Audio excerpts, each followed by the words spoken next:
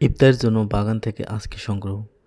আজকে ছিল রমজানের দ্বিতীয় দিন। তাই ভাবলাম কেননা বাগান থেকে আমরা অর্গানিক সবজিগুলো সংগ্রহ করি। তাই তো প্রথমে শুরু করলাম খেরে দিয়ে। আসলে আমাদের অর্গানিক হওয়ার কারণে কোনো এক্সট্রা অ্যাপিটাইজার বা সার ইউজ করা হয়নি। যার কারণে ক্ষীরা বা টমেটো হোক বা বাঁধাকপি দেখতে অতটা সুন্দর না, কিন্তু এগুলো একদম খাঁটি অর্গানিক।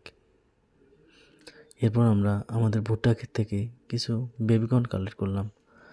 আসলে আমরা এই ভুট্টাগুলি আমাদের গরুর খাওয়ার জন্য লাগিয়েছি, তাই এগুলো আর বড় করব না, গাছ কেটে নিচ্ছি। তাই এখান থেকে সুন্দর সুন্দর বেবিকর্ন সংগ্রহ করতেছি। বেবিকর্ন স্যুপ হোক বা সবজি হিসেবে অনেক সুন্দর। এরপর আমরা সবেদা গাছ থেকে কিছু সবেদা পেলাম। আসলে প্রাকৃতিকভাবে সবেদাগুলো পেকে যায় না, তাই এগুলো কালেক্ট করে তারপর পাকাতে হয়। আর মাশাআল্লাহ, এবার আমাদের উত্তরবঙ্গে অনেক সুন্দর আমের মুকুল এসেছে। বড় গাছ ছোট গাছ সবগুলো মুকুলে ভর্তি হয়ে গেছে।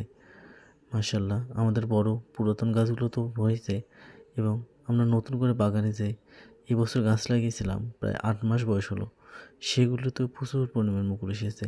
পাশাপাশি আমের সাথে লিচুর মুকুলও বাগান ভরপুর হয়ে গেছে। এখনটা বাগানটা দেখতেই ভালো লাগে, সব দিকে ফুল ফল। আজকের কাজ শেষ করলাম, বাগানে একটা অংশে পাট শাক লাগিয়েছি, পাট শাকে পানি দিয়ে। আর বাসায় ফিরেই শুরু করলাম বাগানের খাঁটি সংগঠিত শাকসবজি দিয়ে পাকোড়া, বিভিন্ন ধরনের আইটেম